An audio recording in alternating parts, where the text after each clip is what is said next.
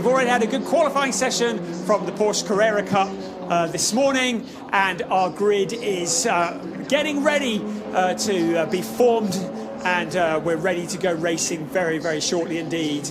We've got lots of stuff to bring you this afternoon, and we are very, very much looking forward to a good afternoon of racing. Our pole sitter this afternoon, Larry Voorde. Yes, that's that name again, and he starts at the front of the grid. So we look there at the safety car, and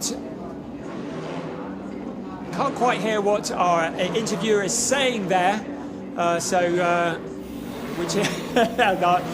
not actually hearing any voices from the person who's out on track, but he's just introducing us around and showing us the grid and the cars lined up, ready to go out. And we're very much looking forward to this afternoon of racing.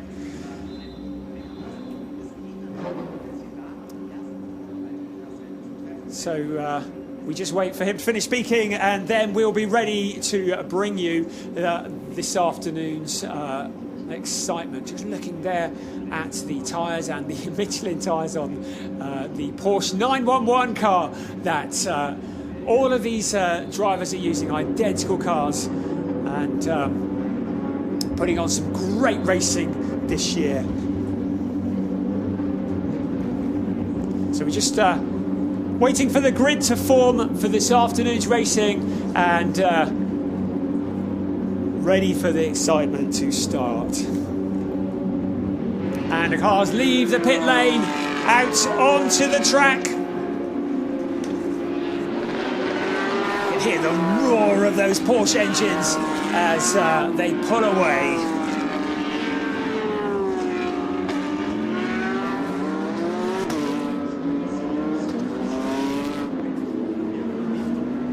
So there we have it.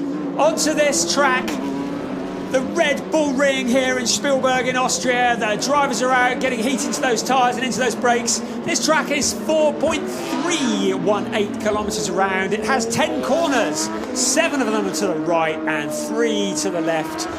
One of the features of this track is quite a lot of change in elevation. There's a 65-metre change in elevation throughout the lap, and 677 metres above sea level. So there we can see some issues there with track limits, and this is something that has been ongoing throughout qualifying and throughout free practice yesterday. The drivers were all summoned by the race director earlier on at the end of yesterday to say that track limits must be observed. There were over 200 times that were discounted because of drivers exceeding track limits. And so that's something the stewards are going to be keeping a very close eye on today. In qualifying, we saw a number of times discounted because of drivers exceeding track limits, and one of the things that we may find is that drivers receive drive-through penalties if they exceed track limits. The track limits are those yellow sausages you see on the outside of the curb, and if a driver gets 2 wheels over those, that is deemed to be exceeding track limits and is likely to incur the wrath of the steward. So this has been a running theme throughout the free practice and the qualifying, the whole issue of track limits, and so we'll be very interested to see what happens during the racing. I'm told that the Porsche 911 is quite forgiving over the curves, which almost encourages drivers to do that, but of course we don't want to see drivers using outside of the track.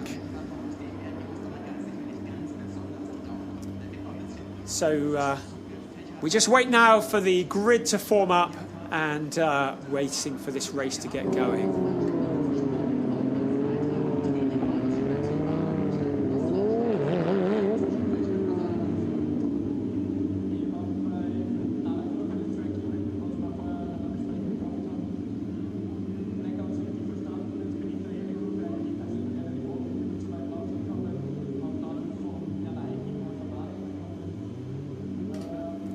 just preparations underway. I've just seen a few driver interviews and getting ready to receive those green lights. We were hoping to bring you some of these interviews, but we're having just a couple of technical issues, which means that we're not getting any sound on them at the moment. So apologies if you can't hear what's being said. Apologies even more if I'm talking over it. So we just wait nervously for this race to start. And just looking on there at an interview with Luca Rettenbacher, we'd like to have known what he was saying, but we'll let you know when we find out, all right? So we're looking there back at the grid lined up, and the cars are ready to go. Looking back at the drivers and nervous people. So we're very, very close to the green lights going out.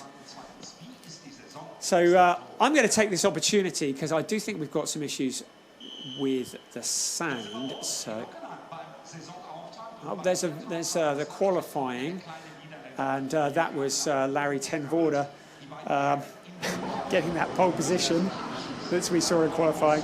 I'm going to take this opportunity, just while we've got some issues with the sound, to introduce to you someone who's alongside me in the studio this afternoon. That's none other than Lars Kern. Thank you, yeah. Good to have you here. Thank you for joining us. Yeah, it's a pleasure being here, thank you. We saw you earlier in GT4, didn't we? Would probably prefer you hadn't seen you, I imagine. Exactly, it wasn't going that well for us. We were having a spin on my teammates, so it was going pretty bad for us. Yeah. But yeah, we're going to have another race tomorrow, so let's see. Great. Yeah. Well, it's really good to have you here in the commentary box, and hopefully give us a bit of insight into what we're seeing and to what's happening with the Porsche Carrera Cup. So we'll talk a bit more as time goes on. And you're involved in Porsche as a works driver and all sorts of other things, aren't you? Exactly. I mean, I'm not a works driver. I'm a factory test and development driver. So I'm working on developing these cars. You see cornering there. So yeah, I think there are quite some things to talk about. And yeah, we're going to do this throughout the race. Wonderful. That's cool. Really good. It's so good to have you here. Thank you.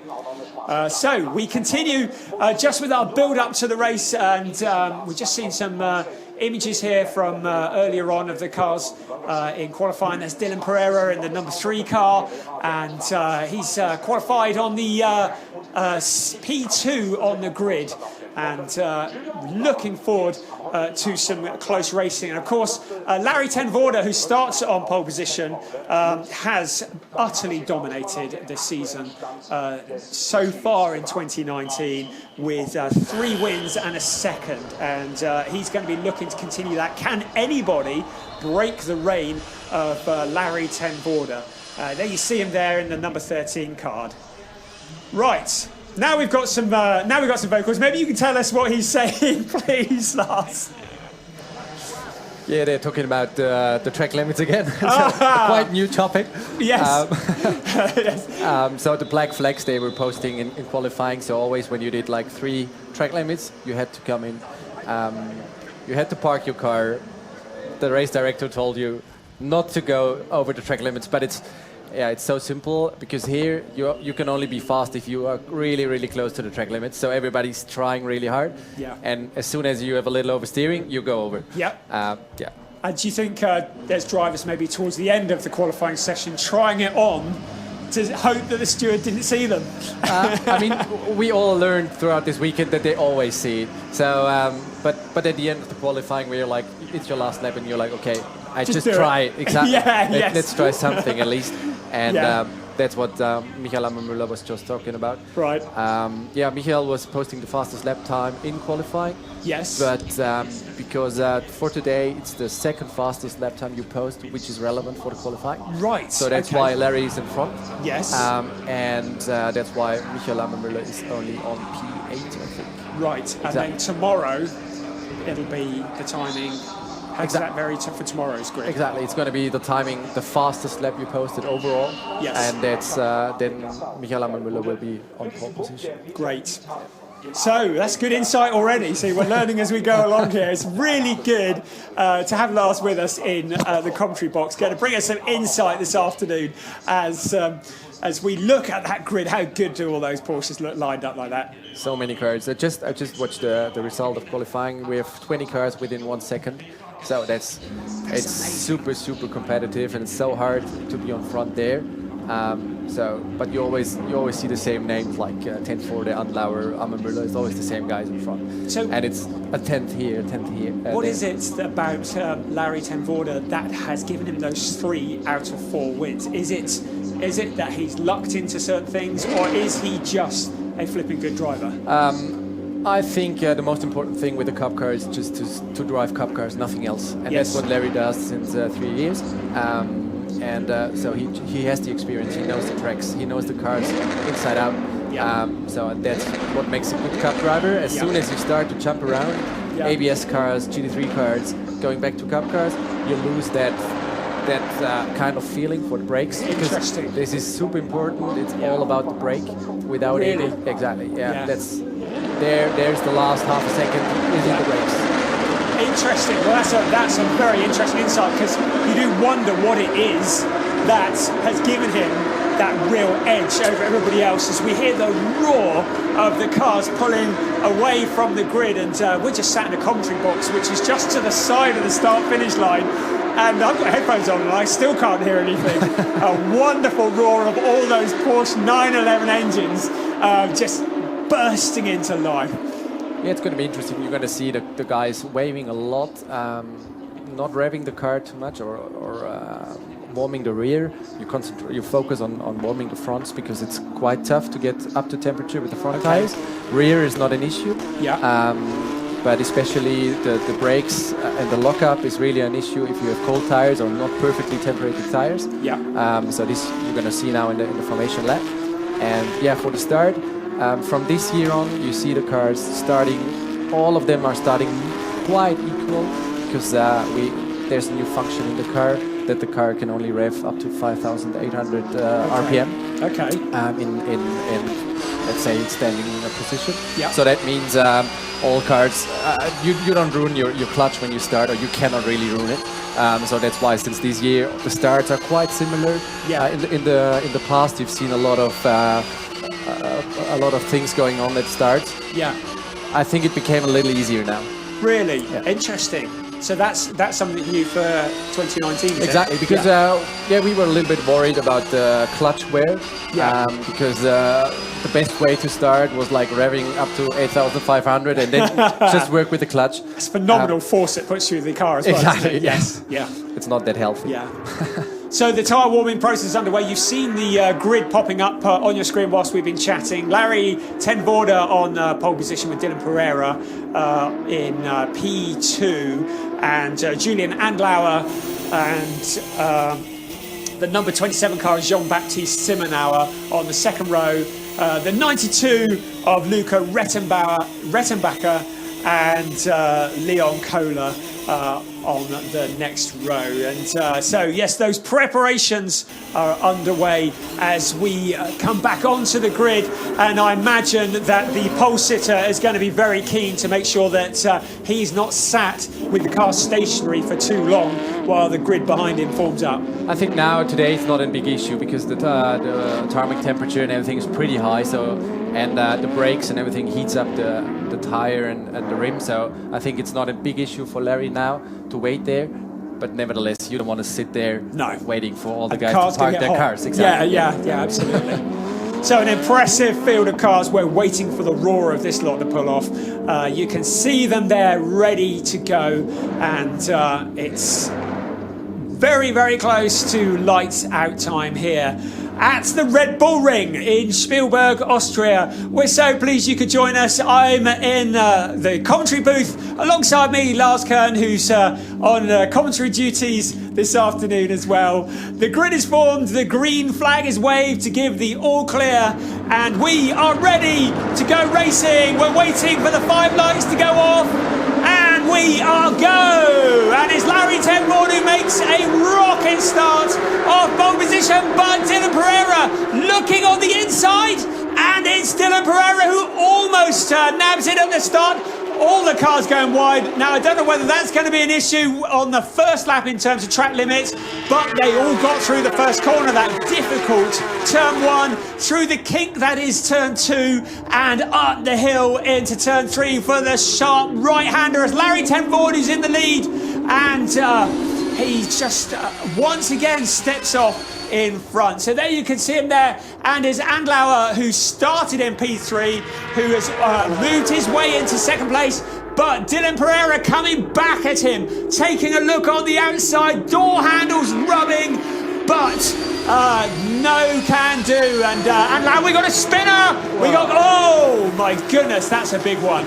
We have got a lot of damage there. This is almost certainly going to be a safety car, and that is the Simonauer car, yeah, exactly. And the number 17 car of Lucas Oertel, the number 50 car of Tim Zimmerman, and don't know what happened there, but that is an awful lot of damage, and let's just hope that these drivers are right, and not the safety car. It's going to be a red flag, so we're going to bring it all to a stop.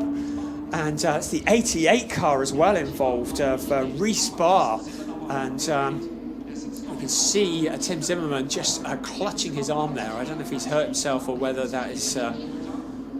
gosh, that's a mess, isn't it? Yeah, it seems like Simonauer was just spun on the exit by another car, and then he was just in the middle of the field. And I mean, yeah, if you arrive and he's just there, you cannot avoid him. Exactly. I'm impressed you got that from that little snippet that we saw.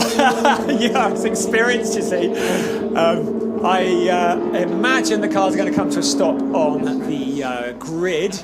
A lot of damage there, though. Gosh, that's a very bad start to the weekend for those drivers, isn't it? And you see from his body language, he is utterly fed up. Yeah, it's bad for Simonauer. He was posting a really good qualifying, and he was already having a bad weekend in Hockenheim. He was having a chassis there already. Really? Yeah, and this looks pretty big as well. It does, doesn't it? The front of the car, pointing in the opposite direction to the back.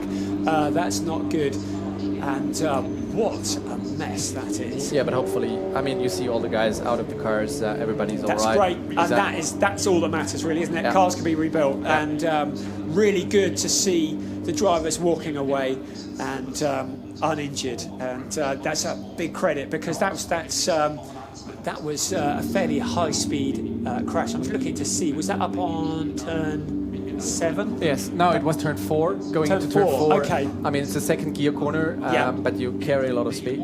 Right. And then on the exit, it's super, super tight. You're close to the gravel. So there it's always easy to, you see him. Go. Exactly. He spun. Oh, yeah, absolutely. And then he came back. And And so, then he's just there. I mean, and he was T-boned very hard, wasn't he? And I can see why he's clutching his arm. Spinning onto the gravel and then back onto the track like that, I mean, that's not a good thing to do, is it? I think it wasn't too smart to stay on throttle. You see his cars, his rear wheels are still spinning when he spun. So normally when you spin, you should just push the brake and then you go in the direction you went, but you don't come back to the track. Yeah, and is that inexperience? Is that just over eager to get back into the race? I think that's it. I can make it. No. Yeah, and then ouch! Suddenly a lot of damage, and Zimmerman really gave him a proper thump, and that's going to have bent that chassis good and proper, isn't it? Yeah, I think Oertel was the guy who bent the chassis, because he just crashed on the front wheel. And the chassis is quite weak, so I'm pretty sure the Lechner guys have to do a proper job overnight to rebuild that car. Gosh, that's going to be more than an overnight job, isn't it? But they can do it. Can they really? Yeah, exactly. Really? Also in Monaco, we've seen some guys rebuilding a car from a new chassis. Wow, that's amazing. Amazing. Gosh, well, that was an exciting first lap, wasn't it? So, if you just joined us, you've missed this lot. Look at the mess. We've had a fairly major incident on the first lap, and the number 27 car of Simonauer spinning and coming back onto the track and being collected by a whole host of other cars. And the track is covered in debris and the race has been stopped. So this gives us a chance to catch our breath. I guess that cleaning that lot up is not the work of a moment. We just want to, we've got the interviewer out on track now. Maybe you can tell us a little bit about what he's saying.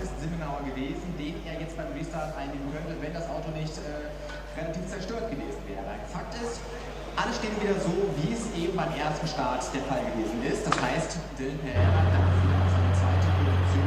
Bei dem sah es ja erstmal nach einem Bodenstart aus. Exactly, that's the procedure they do if there's a red flag within the first 2 laps. Right. They go back to the grid positions they've had before. So it's not the result you've seen after turn 4. They go back to the grid they had from the qualifying. So effectively a complete restart. Exactly, just without these cars. Okay. Yeah. So, and who's that? What's he saying there? That's that Dylan Pereira he's talking to.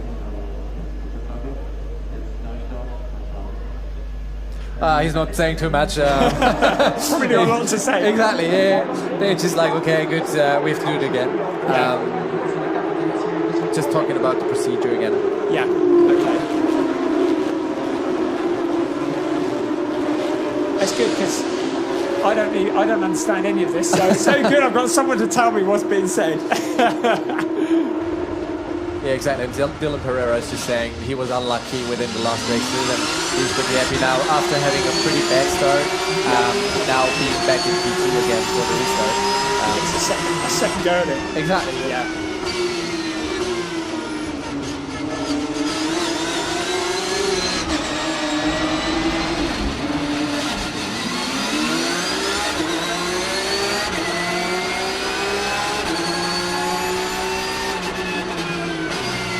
He was talking about turn 1, that for sure he was going for P1 for Larry, but he was saying for sure you try to be hard, but not unfair. Yeah. So that's what you've seen at the start. He had the inside, but he didn't run wide. He gave space to Larry, but with this he lost the place to Julien.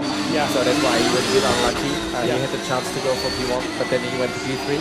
So because he did make a very good start. We just see the replay again there, and you see Larry Ten Voorde. He goes across to try and shut the door, but Dylan is in there, isn't he?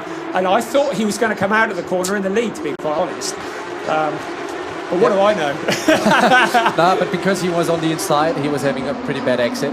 Yeah. And Julien was on the ideal line. Yeah. And just having a better exit, and that's why he could close up in the slipstream and could make a move for P2. As someone who's never raced anything, not to mention a Porsche around the Red Bull Ring, this is very good insight, I have to tell you. And we saw a car just not getting away from the grid there as well. I don't know who that was, but maybe we can identify that later. But looking back here, just see how chaotic it was when that race started. And it's just, as you said, so competitive and so level. And Larry Ten Voorde just once again, though, taking control. And it's going to be a brave man who bets against him winning this race, I guess. On board with the 22 car of Nicolas Scholl. Just see going into that first corner. It was pretty close. I mean, you see a lot of cars going out on turn 1. I mean, nobody tells you that, but it's pretty allowed in turn 1 to avoid anything, to use the exit, because otherwise it's not possible to make the corner for all cars together. Same goes to turn 2 normally. Brilliant, because that was the question I was going to ask you as we just re-watched the incident that's caused this red flag. We saw loads of cars going over the yellow curbs, And one of the questions I was going to ask is that something that would be penalised? But surely that's not possible within the first lap. Otherwise, you have to penalise all cars. Yeah, absolutely. Yeah, which I think pretty well everyone's had a penalty at some point over the last couple of days. You can see the amount of fluid on the track there. Big clean-up operation, and all credit to the track staff who do a great job cleaning it up. Okay, quick word with Larry ten Voorde now. So here we go, translation time. Yeah, they're just talking about the first start was more or less a training start, not for all. And he cannot really understand it at the moment. He's replying in English. Nah, he's talking to his engineer at the moment. They must love it when you stick a microphone in your face. He's like, stop talking.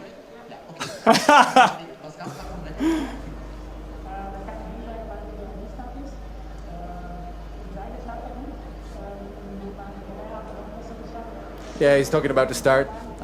His start was pretty good, but Carrera's start was better. But then he was pretty happy that he could make it on the outside using the wide line. Great. Yeah.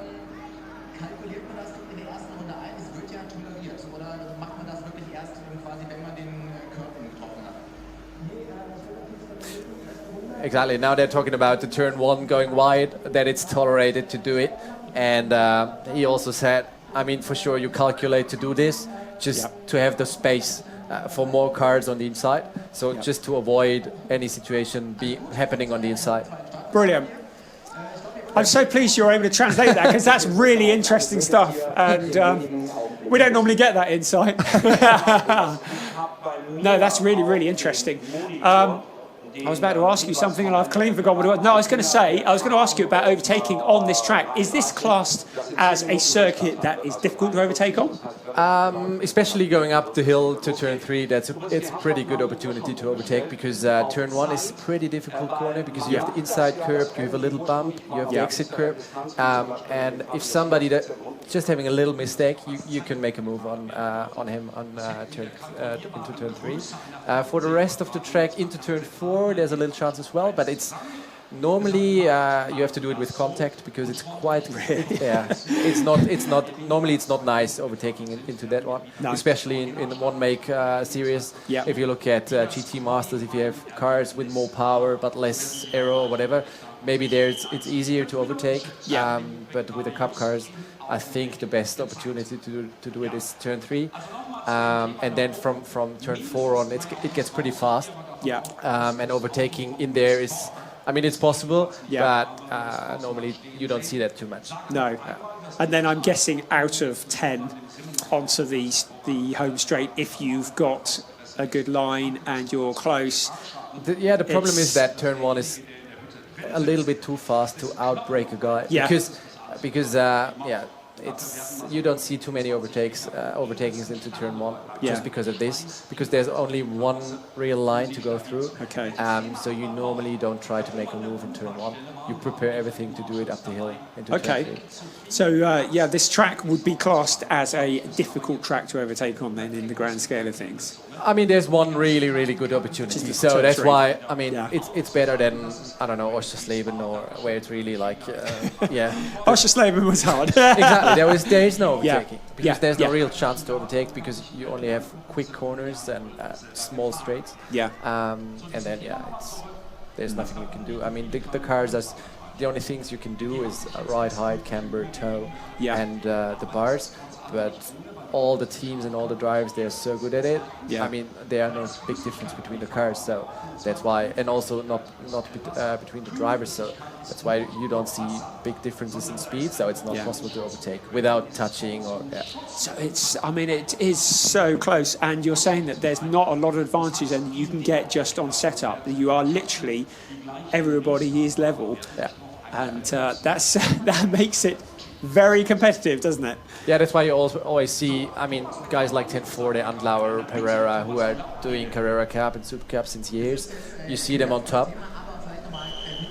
Oh, here we go. We've got some more chat just as we are going for the 3-minute board.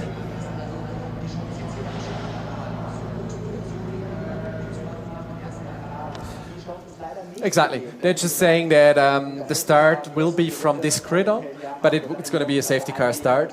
Okay. So it's not going to be a standing start again. So that means we will not see too much action now for the start. That's probably not a bad thing. I think that's good for everybody. And what will happen in terms of race distance? Will that still be the same distance, or will the race be shortened, or do you not know that? Normally it should be still the 27 minutes. Okay. Yeah. So it's from when the clock was stopped, effectively. Yeah. Okay, because aware that there's a schedule at the circuit with lots of other things on, so I have seen it at some events where they keep the clock running even though it's red flag, don't they? Yeah. And you see the it's a little church that is in the middle of the circuit, and there's a couple of guest houses and hotels there. I reckon Sunday service tomorrow could be a bit noisy. Yeah, it's such a nice place. Oh, isn't it gorgeous? Yeah. Look at that. I mean, from our place we can see turn 3. We can see down here. If you're on the grandstand, you see barely everything. Yeah. So it's a great view, really, isn't it? really nice. Yeah. Because I guess we're in a kind of a bowl almost, and with so much gradient change, you can just see so much of it. And it is an absolute privilege to come here and to be able to watch this racing here at this circuit, which has so much history and started life as the Österreich ring and then became the A1 ring before becoming the Red Bull ring. So we are getting ready. We've had the 3-minute board. You can see doors flapping. I guess that's just keeping cool, is it? Exactly. Yeah, it turns out to be pretty warm in these cars. You don't have air condition. I mean, you have a fan to put on, but it normally just works when you're driving. So that means, you just open the door and flap it around. Exactly, just to get a little bit of air. Brilliant, brilliant. And that little bird there needs to get a move on because it's going to get very, very noisy. Okay, engines have started. We are ready to go racing again after a very big incident earlier on. We've had a red flag here. Jean-Baptiste Simonauer spun across the track, was collected by a number of cars, lots of damage, and we had to throw a red flag to clean it all up. Very pleased to report that nobody is injured that we're aware of, and the remaining cars are on the grid, and we are ready to go racing. And 27 minutes, we hope, of Porsche Carrera Cup lies ahead of us. The race is going to start behind the safety car. Won't be a standing start. So here we go. The safety car takes them away, and the next time round, the cars will receive what will effectively be the green flag. And the roar of these Porsche 911s is something to behold. And once again, I guess this is the lap where it's getting temperature into brakes and into tyres, and making sure it's a different discipline, I guess, because it's going to be a rolling start as opposed to a clutch start. Exactly. I mean, with the standing start at the end, especially when you roll into the grid, you concentrate on your rear axle a little bit more. That's what you don't have to do now. Yeah. So for sure, it's going to be a little different. And yeah, the cars will be just lined up one after the other. And let's see how the start goes, and cross fingers that we don't have any big incidents now. Yeah, we definitely don't need any more of those. So our leader is Larry ten Voorde, and Julian Andlauer in second, Dylan Pereira third, and Luca Rettenbacher in fourth, and the 77 car Leon Kohler in fifth, with Henrik Skoog in sixth. And that's the order you can see on the track. You can just see them picking up the dust where they put the whatever it was they put down to pick up the fluid that had been leaked after the accident. Yeah, you see a lot of cars avoiding it. So yeah, it's going to be interesting because it was a coolant fluid. Yeah. Because it came from the front. So normally it should be all right to go over it, but yeah, let's see how it goes for the first lap. I don't know what they put down on it. It's like cement dust or something, I guess. But it's not going to be as grippy as the track. And there's a furry fella. I bet he's hot today. And so we look on at the cars on their well, it's not a formation lap. It's they're behind the safety car, and we're heading in towards turn 9, getting ready to resume racing with less than 25 minutes left, and we are just getting heat into tyres, into brakes, getting ready to go. Yeah, it seems like they're doing a second formation lap. because safety car is still having the lights on. Oh, So right. I think Okay, he stays yes. on track. Yeah. Yeah, so could that be as a way of clearing the track, picking Yes, up yes, debris? and also coming to the fluid stuff. Maybe, I mean, it helps when you have some cars running over it, just taking away the dust and all the stuff. Yeah. So yeah. So that's kind of wise move to just get the rubber back down there and kind of give their track a bit of a clean up. There's no better clean up than the tyres of a racing car, I guess. So here we can see then coming up the hill. You still have no idea how steep that hill is until you've actually walked up it, have you? Yeah, definitely. I had to have a sit down after I went up there yesterday. So yes, hopefully we'll be ready to go racing next time around. So drivers still just weaving to get the heat into those tyres behind the safety car, and we're waiting for the safety car lights to go out, which will be our indicator that we are ready to go racing. Just leading me into turn 6 at the moment, and yes, we've had notification from race control. Safety car is in this lap, so we can go racing, and that is good news for everybody. It's a big crowd here this afternoon. We're so pleased you could join us as well. We've had some great racing already, and we've got great racing to come. Don't you just know it?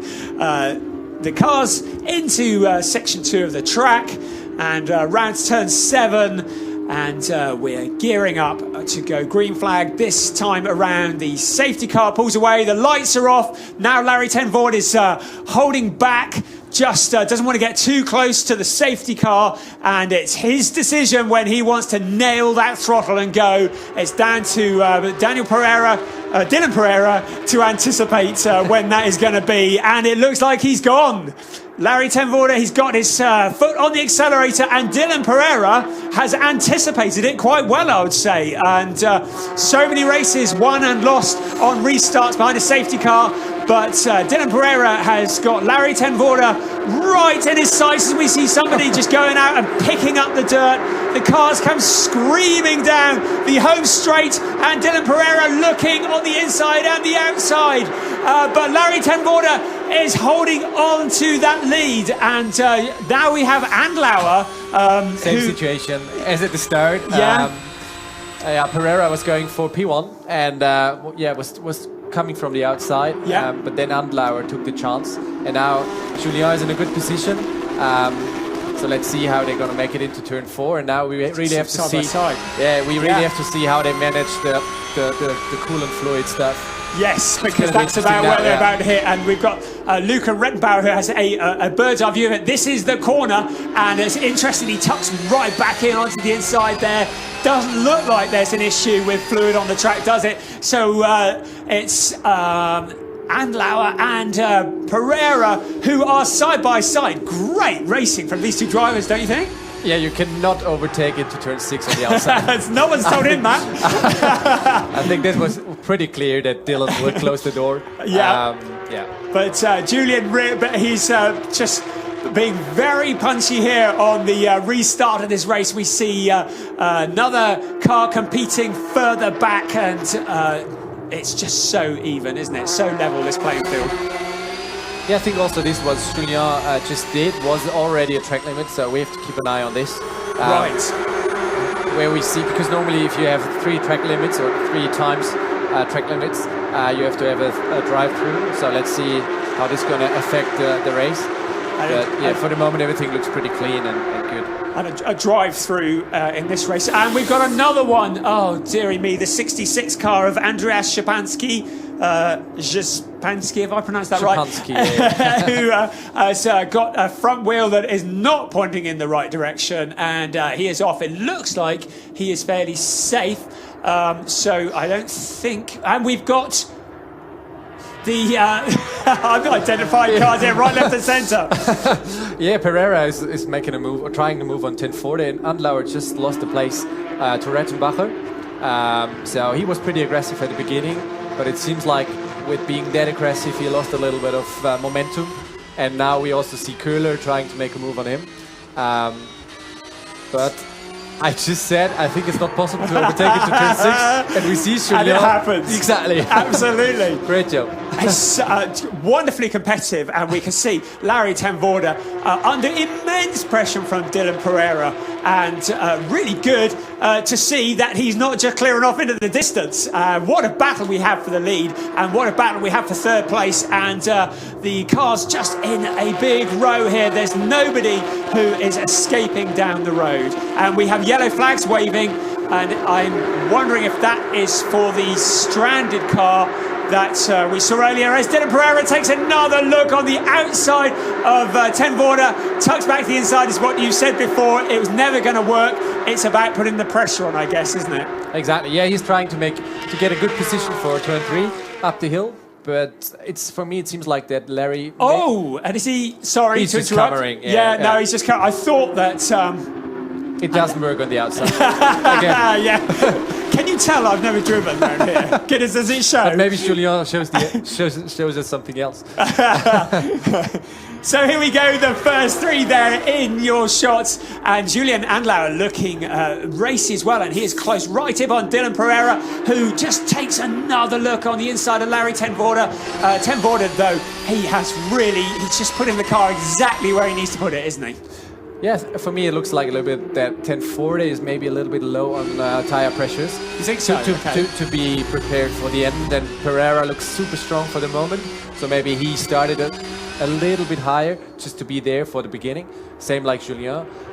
So it will be pretty interesting as well how the cars will react throughout the race. So you'd start with lower tyre pressures and then they'd raise as the race goes on, and that would then give you more pace in the latter part of the race, I guess. Yeah, but as soon as you go over something like 1.9, 1.95 bars, the car is just oversteering, understeering. So there's a limit where you shouldn't go over. Yeah. And it's not easy in conditions like this just to match that. So that's quite really, a skill, really isn't not it? easy. Yeah. Quite a skill. Yeah, absolutely. There you go. There's our lead 3. This is a enthralling battle for the lead. Larry ten Voorde, Dylan Pereira, Julien Andlauer, and we can just see 3 into the corner doesn't go. Yeah, there was Louis Henkefent. He was coming from the back because he had a black flag in qualifying. Yeah. So he had to come from the back. And he ran into Saul Hack and Andreas Szypanski. It was a pretty special move, I don't know. And we've got a change here. Yes. And Julien Andlauer has found a way past Dylan Pereira just while we were looking at that. And up into second place goes the number 2 car, Julien Andlauer. Has he got anything for Larry ten Voorde? We don't know how he got past Dylan Pereira. No mean feat on this track, and hopefully we'll see a replay of it. But already putting a bit of space between himself and Pereira in third. Yeah, he seems pretty strong. I'm a little bit surprised that Amon Müller is not really moving forward. He's still sitting P8. Yes. I thought after his good lap time in qualifying that he's... there we see. Yeah, we see what happened. Yeah, exactly. Tell us what happened here then. Just Julien was having a better exit out of turn 3, and then into turn 4 he just had a momentum, just went past. He used the slipstream a little bit and then the side draft. And the side draft is pretty important in the Cup car. Perfectly done. Yeah. That's great insight. That's really good insight. Thank you for that. So there we can see then our first 3. And now he's closing up on Larry, putting the pressure on. And he's trying again the same. Now he's going to have a good exit, and he's trying exactly the same. So does that work, trying to cut back to the inside out of that corner? Look at him glued to the back bumper of the ten Voorde car. He takes another look onto the inside. Great drive, Larry. He's pushing him. And they make contact. There's smoke there. Don't know whether there's any damage from the Larry ten Voorde car. That might attract attention from the stewards, but Julien Andlauer has now got his nose in front there side by side, but Larry ten Voorde, he knows how to make that Porsche 911 very wide, doesn't he? Yeah, it was really nice driving for both of these guys. Julien, again, he tried to cut back behind Larry, but it didn't work out. But you see again now Dylan closed up. Yes, So, and I guess that when you're fighting side by side, that's just going to allow everybody behind to close right in. And also Luca Rettenbacher, who has closed in on this lead battle as well, as we see again. Gosh, that could have ended in tears, couldn't it? Yeah. It was close. Yeah. Is that something that you think a race steward would take action on, or show a black and white flag to? No, that's definitely. just. This was. I'm pretty sure both of these guys would say the same. This was like normal racing, and a little contact here was not unfair at all. Everybody wants to see that. Yeah, and we see on board of that replay, and that really was very close, as we see again Andlauer and Carrera also getting stuck in, and the two teammates behind. That's Rettenbacher and Koffler, who are side by side. And we come through for the lead again, and here he is. Tell us what's happening. Exactly, you've seen it exactly. He was super close next to him. He used the side draft and then went away. That gives the car a little push. He was... onto the dirt. He went wide. That's not good. I think he will lose. Oh, yeah, big time. Oh, what a shame. And also Koffler went out there as well. But Andlauer has got problems, hasn't he? No, I think the problem is if you get into the gravel, you're just stuck. It stokes you into the gravel. And now he's on P12 or 11. So we have a replay here of what happened. So tell us again what your perception was of what happened here. Yeah, he was just too close behind the other car, lost a little bit of front grip, understeered, and went into the gravel. And as you see now, he's trying to come back, but he cannot. Just the gravel soaks you into the gravel pad. And So I guess he considers himself lucky that he's actually not just become beached in the gravel trap. Yeah, I mean, you normally you're not beached, but it just ruins your race because you cannot come out of it too quickly. You see that Köhler as well. He went in a little bit. Yeah. And here you see it clearly. He just stays in there. And I mean, So the 77 car, Leon Köhler, he's almost was an innocent bystander who just got caught up in that, I guess. Yeah, he somehow he did exactly the same. Here you see it again. Yeah, he was too close. Lost the side on street, and then he just went in there. It's so good to have the insight of a driver as opposed to somebody who's never driven talking about it, and it gives you a much better appreciation of what the drivers are thinking and what they're doing and how they're coping with it. And is that Müller. Oh my God! So that's a bad day for Lechner. Yeah, it really is, isn't it? So both of the Lechner cars are going out through the gravel trap, and that's Müller as well. He was pushed out by Van Lagen. I mean, this was not because Van Lagen, he couldn't hold the line on the inside. Yeah. He was too late, and there was nothing to do for Michael Müller. So he had to go wide to avoid a crash. For Lechner it's really bad because Simenauer lost the car, Andlauer just went into the gravel. Now Müller. It's just Pereira who's left. we don't even want to look at him now. So Pereira, who is in second place, and he is the great hope for that team. Has he got anything for Larry ten Voorde? That is the question. And Rettenbacher in third, and Henrik Skoob, who has just very gently been picking up the pieces, up into fourth place. Julio is angry. Yes, you think so? Now he's trying on Van Lagen, but I guess he's not the easiest guy to overtake. No. Really, really experienced, and I mean, Julio, he's super quick, but he's an aggressive driver. Yeah. You have to be in that category. But with his style now, he lost quite a lot of space. So let's see where he can end up. But now it's just about stay cool and keep it, because I imagine when you've been in a lead position like he was, challenging for the lead, then you lose it, that you can come back and you're trying too hard, as we see the number 5 car of David Kolkman going out wide as well. I guess you can sometimes, the red mist descends and you end up driving too hard. Exactly. I mean, and also you lose a little bit of your focus.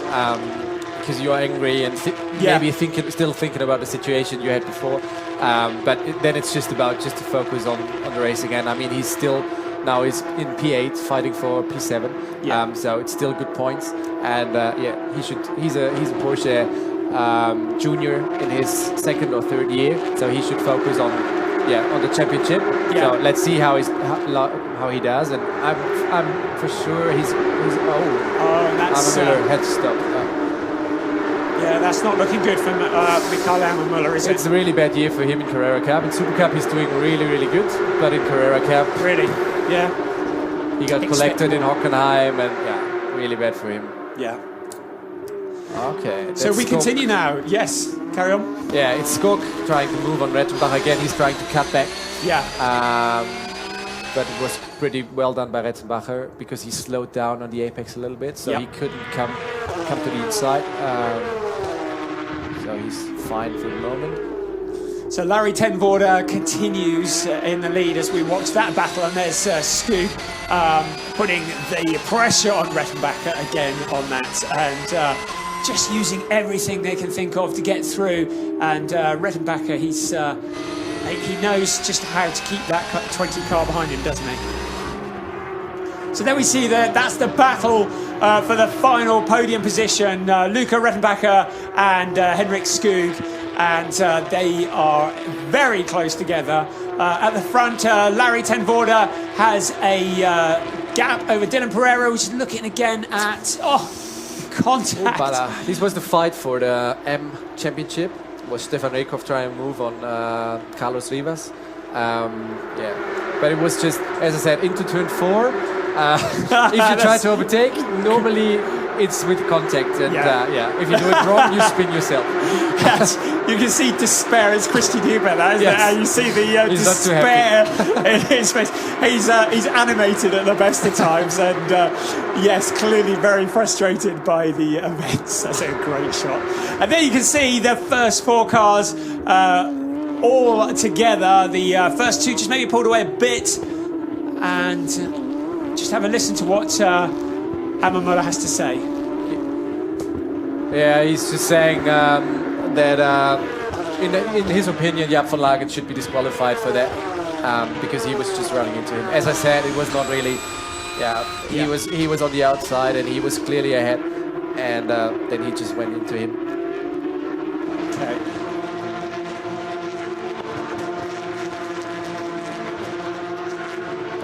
Yeah, they're talking about it. For him, it was a little bit of bad luck because his first start was pretty good. And he was making up some good positions. And then in the second start, he had to go back to P8. So for him, this was pretty bad luck. But yeah, that's the rules. And yeah, he's not happy with Jaap at the moment. But I mean, that's pretty natural, I guess. That's understandable, isn't it? Yeah, absolutely.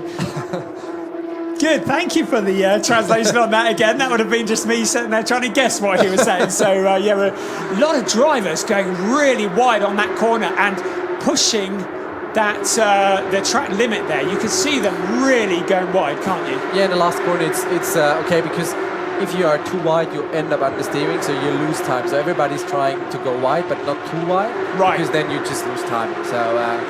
And we can see Kolkman and Arkin Acker there just jostling for position. Sorry to interrupt there, but the just on camera there, that's the number 5 car. David Kolkman and Alex Arkin Acker. And who's that that's behind them? That is I think it's the feature. It's the yes, Project 1 car. Richard Wagner, yes, for Hoover Racing. And he just gets a move onto the inside and makes it stick on the inside of the Arkin Acker car.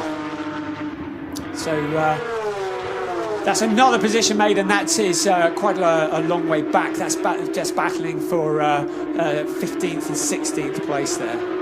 Yeah, in the M class now it's Sager in front of Rivas and Jeserich.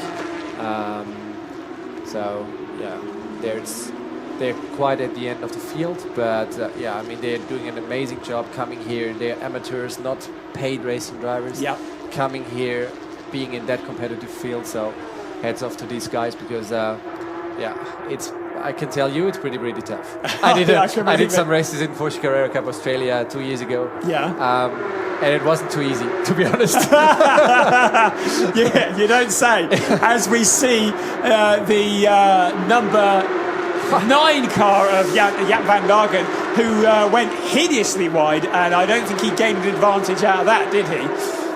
Exactly, that was I was talking about in turn 10. If you go wide, you just lose a lot of time. Yeah. Julien went past, so he's back into P7. And now we see it's going to be a drive-through for Jaap for pushing Michael Ammermüller. Right. So yeah, his race is more or less over as well. Yeah, so he'll be out of the points. Yep, And so Michael Ammermüller gets that one wish, even if nothing else has gone well for him this afternoon. So we continue, and is that... Oh, sorry, yes, that's... I completely lost where we were there. So, yeah, Jaap van Lagen there, and ahead of him, that was Wallico and Julian Andlauer. So there's Andlauer. There is the number 9 car of Jaap van Lagen, as they continue to race with 4 minutes and 20 seconds left of this race. It soon melts by, doesn't it? And nobody is disappearing off into the distance. Our leader is still Larry ten Voorde, looking to make it 4 out of 5 and 5 out of 5 podiums during this season. So he is still the man on a mission, and you can see the lead that he has now is up to just under a second from Dylan Pereira in second place. Yeah, we see that Hendrik Skog went past Luca Rettenbacher. Well spotted. Exactly. I don't know where he did it. No. But yeah, pretty strong performance by Hendrik Skog. Here we go. Exactly, there we see. Yeah. Locked up, did he? He locked up into turn 4. Yeah. But could avoid the gravel, so good job. But that's so easy because it's going downhill and you start to turn, so it's so easy to lock up the front right at that point. So So I imagine the gradient changes on this track must be it's a whole different science driving it to a track that is predominantly flat, I guess. Definitely, exactly. Especially with the braking deep into the corners, you really have to keep an eye on this and be really sensitive with this. And here we see, Luca Rettenbacher, he's trying to fight back. He's trying on the outside. Yes. Wow. Whoever told him it wasn't possible to do that? He almost made it stick as well, didn't he? He tried it, but I think normally it's not possible. And good driving from Skoog to hold him off there, I'd say. Here he comes again, looking on the outside of the number 20 car of Henrik Skoog. This is Rettenbacher that we're riding on board with, and definitely looking like he's looking to make a move on the Henrik Skoog car onto the home straight, and we're on board again with Rettenbacher looking into turn 1, but that's never going to work, is it? And we know that already. Exactly, he's trying to focus on a good exit. We've seen Skoog going over the track limit. I mean, we haven't... there is some track limits. Oh, that's... For Julien Andlauer. Black, white flag for disrespected track limits. We have to take care. And we see him going one there. Just looking, we saw the drive-through for Jaap van Lagen, which we've already seen as well on our screen. So this battle is excellent between Henrik Skoog and the 92 car of Luca Rettenbacher. And we can see that it does look like Rettenbacher's car has come on more as the race has progressed, doesn't it? Yeah, exactly. But you see immediately these two guys are fighting, and you see Leon Köhler and Tony Wolff coming from the back, closing the gap, and it has been 2 cars fighting. And yeah, I think within the last lap it's going to be 3 or 4 cars fighting for the final podium spot. And this is what happens, I guess, when you've got 2 cars that are battling side by side. It just allows the field to compress up on them. Yeah. And you can see how close Rettenbacher is now. He's trying everything. He has a lot of speed. Looks really, really strong. But here you cannot overtake him. But he's going wide. But he went wide. Push him into a mistake. Yeah, and that is it, isn't it? Job done. In fact, going to let Köhler through as well, isn't he? So that's a bad lap for Henrik Skoog from 3rd. It was the last corner. And we're on to the final lap now. No. So, the checkered flag was out. Exactly. Where did that come from? I have no idea. We were so enthralled with the battle, we didn't even see the checkered flag come out. Time's up. I could have sworn that it's not up. It said final lap. Exactly. Yeah, it's a bit confusing. I think there might have been an issue there where we Yeah, had but the last Christopher lap Huber is board happy. and the checker flag at the same time. But whichever way you look at it, it's a victory for Larry ten Voorde. Dylan Pereira second, and I'm guessing Luca Rettenbacher gets third. So yeah, good job from him. Yeah. He was trying. I mean, he was trying something which normally doesn't work going into turn 8 or turn 9. But yeah, Hendrik Skoog made a mistake on the podium step. Really, really good. And also Leon Köhler, the fastest rookie on P4. Really, really strong that's from him. that's a great performance from him, wasn't it? In his first year, that's really strong. So, what a race. That was eventful, including the end, which caught us all snoozing. Incident between car 44 and 15 under investigation. So that is the Kaibach, and 15 is the Bessler car. Berkay Besler, yeah, I think he was pretty much in the front, Berkay Besler. Yeah, they weren't together on the track at the end, so clearly something happened between them, and that's something that will be investigated after the race. But our winner, he's made it 4 out of 5 races. Is there any stopping this man? I don't think so, because also Julien Andlau and Michael Ammermüller, who have been the closest competitors, have had a lot of issues in this race. Yeah. So for Larry, this was just perfect. Yeah. So I think now it's Larry ten Voorde in front of Dylan Pereira in the standings. We can just see there the 2 cars crossing the finish line. That's something we missed last time. So I think everybody was a bit surprised because they're putting the pit board out. yeah, nobody knew it was happening, and I'm guessing the safety car, the red flag, has probably not helped with coordinating timings either. So I think there's no doubting our first 3 there. We'll let the stewards decide about the rest of them. And then we see again that move from not Rettenbacher. Yeah, it was Rettenbacher. It was basically not a move. He just went to the inside. And I don't know why Skoog went wide. I mean, that's the dream scenario. Is you distract him into a mistake. I guess he's so busy looking in his mirrors, he forgets to turn the corner. Yeah, exactly. Yeah. Well done. So there's our winner, Larry ten Voorde, stepping out of the car. He probably feels like he's been in there for about an hour. And he takes another victory. And who can stop the steamroller? Yeah, 4 fingers. Yes, we know what that means. 4 out of 5. And when his worst result of the season has been P2, you know it's been a good season so far. And the trick now, I guess, is going to be to keep it going. And congratulations from everybody.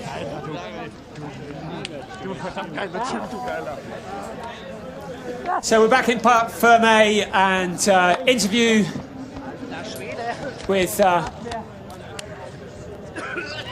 Yeah, first of all, they talked to Luca Rettenbacher. It's his home race, so he's for sure super happy getting a podium within the last corner, so he's just over the moon at the moment. So, I mean, for him, it's really, really nice.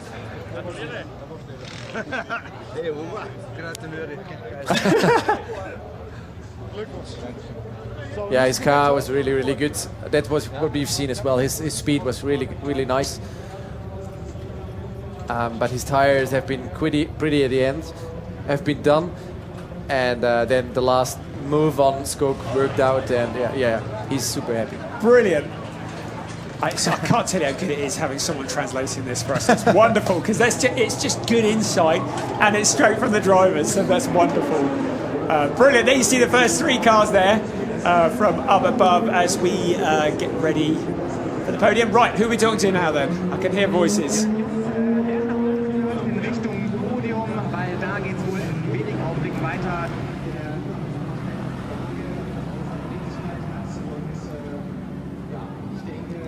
Yeah, so at the moment we're just waiting for the guys to come up to the podium. Luca Rettenbacher had to go on the scales for whatever. But they're searching for somebody to talk to. Oh, great to see.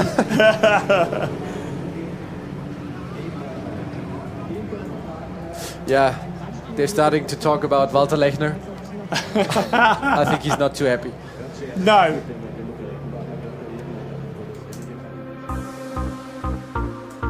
it's nice. He's sending congratulations to Luca Rettenbacher, who's not driving for Lechner Racing, but he's happy because he's also an Austrian.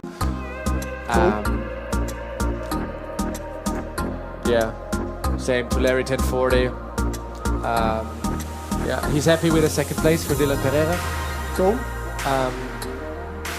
But now they're starting to talk about the bad things. Yes. Be interesting to get his insight onto it.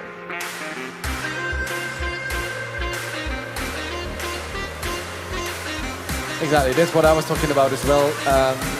Julien was so close behind Tenforde that he lost the view on track, and that's why his left wheel dropped into the gravel trap. And yeah, cool. From his view, That's his that was the reason for the incident.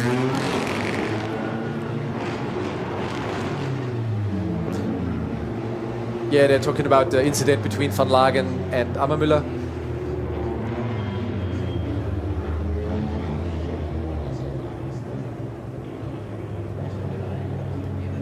No, he has no opinion on that, and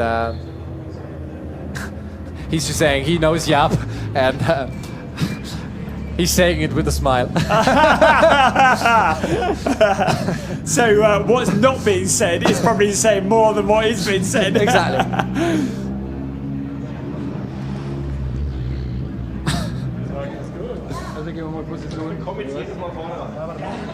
He's just smiling. Exactly.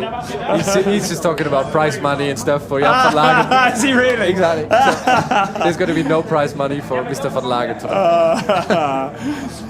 Brilliant. So there we go, some big smiles there. We're getting ready for the podium celebrations. Yeah, for him it's an incredible year. 4 out of 5 races. That is phenomenal. Yeah. I mean, in a one-make series like this, that's pretty special. That is, isn't it? We haven't seen anything like that for a while, I guess, have we? No. I mean, within the last years, you always have seen guys like Sven Müller, Dennis Olsen, Thomas Preining, who were more or less dominating. But all of them have been backed by Porsche. Yeah. And I mean, Larry, he's not a Porsche junior, and he's just doing a really, really great job. You think it may be time for him to start looking at the next challenge in life? Yes, maybe also the manufacturers should have a look on him. Yes. To make the next step, because if you dominate the Carrera Cup, which for sure is the most competitive one-make series in the world, then I think it's time to move on. Yes. And I think all the other drivers are probably saying that to him as well. Exactly. They would be. I think they're pretty happy if he would be gone. If he would just move on. Yeah. So we're just getting ready for the podium celebrations. There we go. There's our classification. Larry Tenforde, Dylan Pereira, Luca Rettenbacher, Leon Kohler and Henrik Skoog, with Tony Wolff, we didn't even mention his name, in 6th, from Julian Andlauer making a recovery into 7th, and Igor Valiko in 8th. Sandra Kaibach and Gustav Malja, Sebastian Dahm and Jackson Evans, he's had a quiet afternoon in 12th, from David Kolkman, Richard Wagner, Alex Arkin-Acker, who we saw getting involved, and Besler, Nicholas Skoll, Janis Spitze, Louis Hegfend, who also had an afternoon to forget, and you saw the rest of the positions there. So the interviews are ongoing, and we're just waiting for the podium presentations. If you hear of anything interesting in the interviews, be sure to tell me. It's just like, nah, nothing interesting. No, it's all filler. Exactly. Yeah. Right, here we go. Podium time. There he is. 4 wins, punches the air. Can anybody stop this man? Larry Tenforde. Dylan Pereira in 2nd, and Luca Rettenbacher, who really just picked up the pieces, drove well. It's time for national anthems.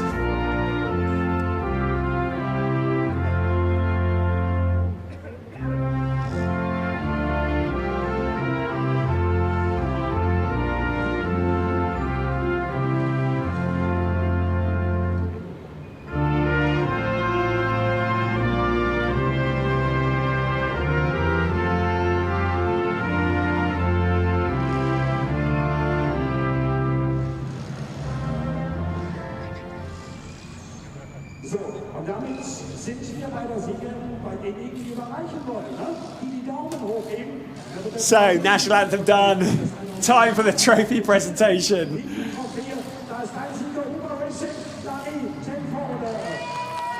Here we go.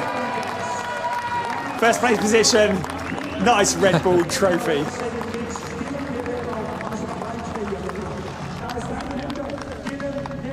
Dylan Pereira receiving his second place. Got to be happy with that.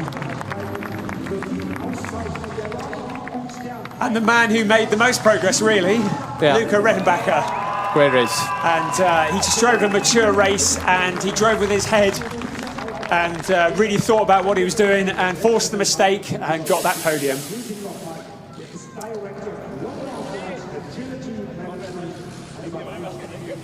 And that's the team trophy going to the Huber Racing team. Time for the photos. Doing it before the champagne this time. It's always good.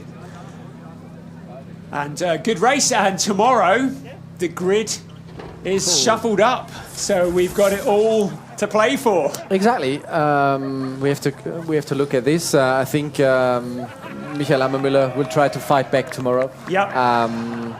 Not to have again a weekend to forget. So I'm quite let's see. 10 Voorde will be coming back from a little way back on the grid. Can he do it from there? I think in his conditions at the moment, yes. He could lap the whole field. Yeah. He's on it. Yeah. We look forward to that. So tomorrow afternoon we're going to be back here again with the revised grid, and we're going to see how the battle resumes. So there we go. That was the podium presentations, and look at that lead. 110 points. He has more than twice the number of points than second place Julian Andlauer this early on in the season, with Dylan Pereira in third with 47. So that is utter dominance at the moment, isn't it? Yeah, that's pretty clear at the moment. He has signalled his intentions. Yeah. And who can stop him? Well, check out tomorrow and see if anybody can. He's coming from further back on the grid tomorrow, and he's got to get past that man Andermüller. So it'll be definitely one worth watching. Well, you see the clouds coming in over the Red Bull ring. I think we're due for more hot and sunny weather tomorrow. It's going to be some great racing. Yeah, now we see the three leading guys in the M class. Carlos Rivas won, Philipp Sager on P2, and Matthias Jeserich on third position. I'm very happy you can identify them for me.